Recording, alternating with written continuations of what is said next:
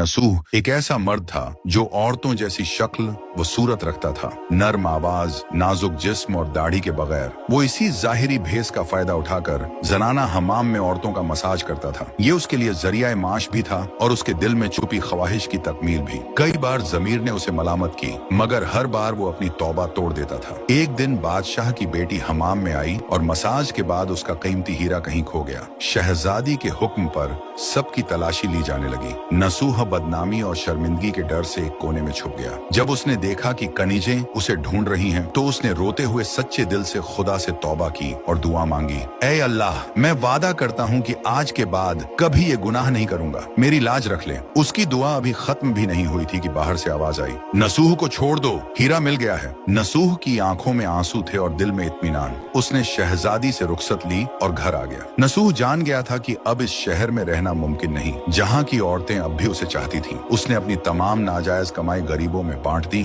और शहर छोड़कर एक वीरान पहाड़ी पर चला गया। वहाँ वो अल्लाह की इबादत में मशगूल हो गया। एक दिन उसे एक भैंस नजर आई जो घास चर रही थी। उसने सोचा कि ये किसी चरवाहे की होगी और जब तक उसका मालिक न आए वो इसकी देखभाल करेगा। कुछ दिन बाद एक तिजारती काफिला रास्ता भूलकर वहाँ पहुंचा। प्यास की शिद्दत से निढाल ताजिरों को नसूह ने अपनी भैंस का दूध पिलाया और सबको सैराब कर दिया। नसूह के अच्छे अखलाकन से मुतासिर होकर ताजिरों ने जाते हुए उसे बहुत सारा माल बतौर तोहफा दिया। नसूह ने इन पैसों से वहाँ एक कुआं खुदवा दिया। आहिस्ता आहिस्ता उस कुएं के इर्द गिर्द लोग बसने लगे और इमारतें बनने लगी।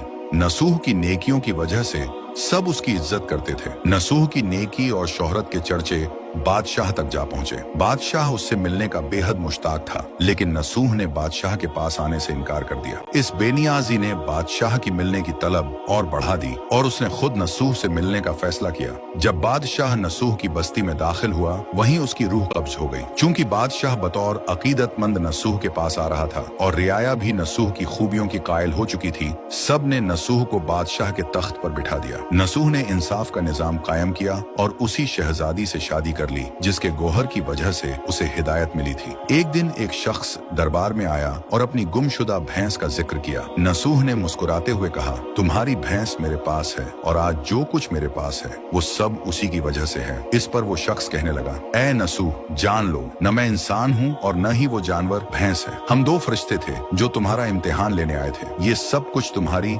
सच्ची तौबा का नतीजा है। ये कहकर वो दोनों फरिश्ते नजरों से गायब हो गए। इसी वजह से सच्चे दिल से की गई तौबा को तौबा नसूह कहते हैं।